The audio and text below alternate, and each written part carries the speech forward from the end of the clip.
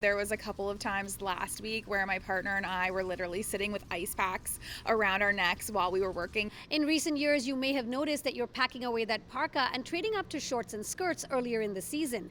But while patio weather seems to be arriving sooner, many renters say their heat is still on. There's no escape from it. Like, we'll have the windows open, we'll have fans going, but it's so hot. Amanda Carrero says in her Midtown Toronto building, the heat stays on until at least mid-May, even if temperatures inside become uncomfortably hot. And what does your building say when you ask them to turn the AC on?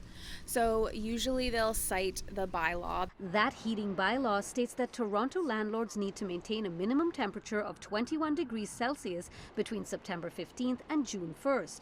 The Property Standards bylaw says if air conditioning is available, it must be turned on between June 2nd and September 14th. And although the bylaw doesn't speak to condominiums, it speaks to landlords.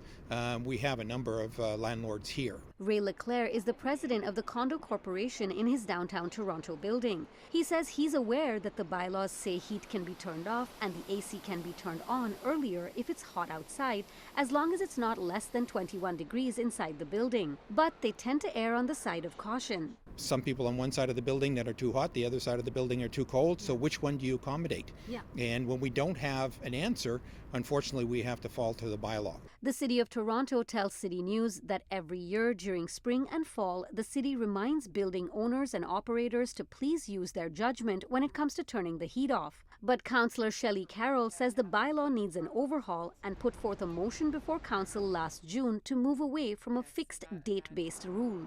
Climate change is shifting our seasons, and so we have to have it based on the temperature itself. She says in response to her motion, city staff are working on a report on the feasibility of moving to a temperature-based system. They're currently in the data collection stage. We discovered that while people were phoning in because they felt at risk to 311, they weren't actually logging the data. When you phone 311 now and say, I'm in an unlivable situation as a tenant, they actually are going to log it. It's going to become a part of the data that instructs us on the course of action.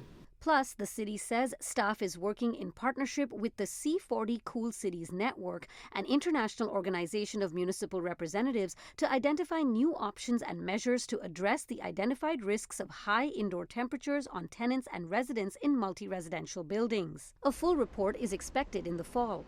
Dilshad Burman, City News.